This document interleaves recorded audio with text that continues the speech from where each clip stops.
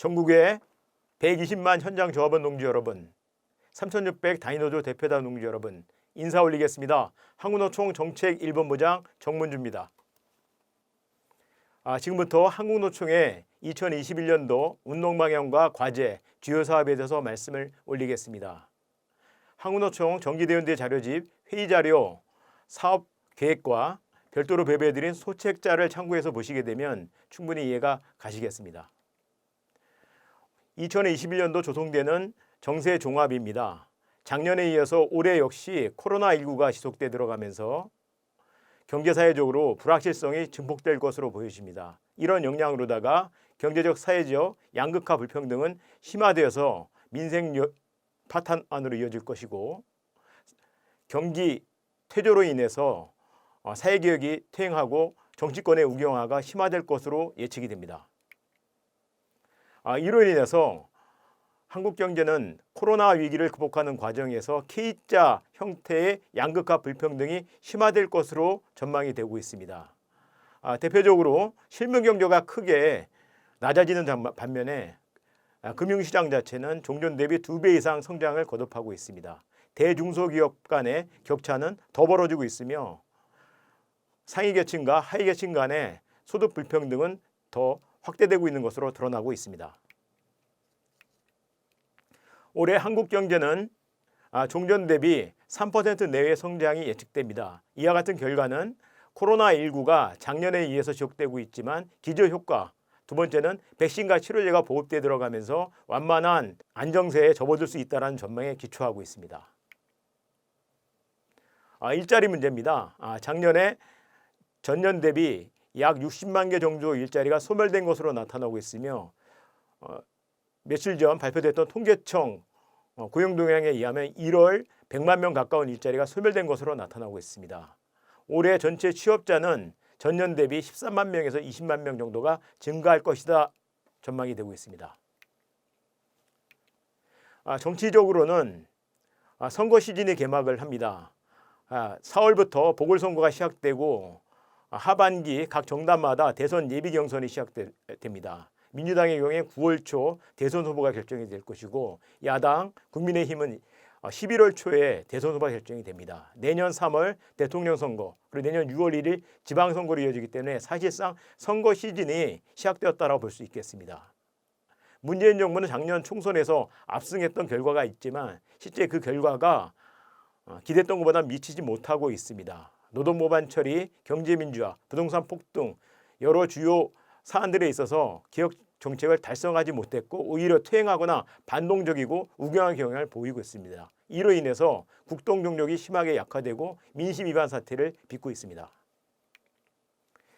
사회적으로는 인구 감소까지 이어지고 있습니다. 이로 인한 불확실성이 증대되고 있는데요. 2019년도 10월부터 인구 증가율이 0%대를 기록했고 그해 11월에는 사망자가 출생률보다 많아서 자연인구 감소로 이어지고 있습니다.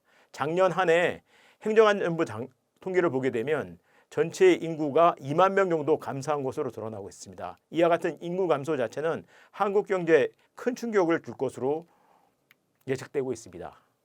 작년도 출생아 수입니다. 사상 처음으로 작년도 출생아 숫자는 아직 전체 통계가 발표되지 않았지만 30만 명 이하로 떨어질 것으로 현재 예측이 되고 있습니다. 적극적인 인구정책 관리가 필요한 시점이 아닌가 싶습니다. 지금까지 말씀드렸던 정세에 기초해서 노총의 운동 방향을 정리했습니다. 2021년도 지배 이데올로기는 정치적으로는 대선의 전체호전이 시작되고 경제적으로는 불균형이 심화되며 사회적으로는 불평등 양극화가 심화될 것으로 보여집니다. 노동정책과 관련돼서는 문재인 정부가 제기했던 노동존중 정책이 제대로 이행되지 못하거나 그칠 가능성이 높습니다. 이것을 바로잡기 위해서 한국노총의 올해 운동방향과 슬로건은 불평등에서 흔들리는 노동존중 정책을 바로 세우자로 잡았습니다. 이것을 뒷받침하기 위한 삼각 대응 전략입니다. 먼저 양극화 불평등 해소 연대 전략을 잡았고요. 올해 사회대전환 운동의 시작을 위해서 노동헌법 쟁취, 5.2 플랜, 경제민주화 달성, 그리고 대선으로 이어지는 과정에서 새 정부의 노동사회 청사진을 설계하고 만들어내도록 하겠습니다. 올해 양극화 불평등 해소를 위한 연대 전략입니다. 두 축이 있습니다. 조직 내적으로 우리 스스로 해야 될 운영 과제들과 우리가 국회, 정부를 통해서 풀어야 될 제도 개선 과제가 있습니다. 먼저 운동 과제입니다. 작년에 이어서 올해 연대임금 정책을 피겠습니다. 이로 인해서 노총의 올해 임금 인상률은 6.8%입니다. 이 중에서 약 3분의 1에서 40%에 해당하는 2.6%를 연대임금 조성분으로 활용하고자 합니다.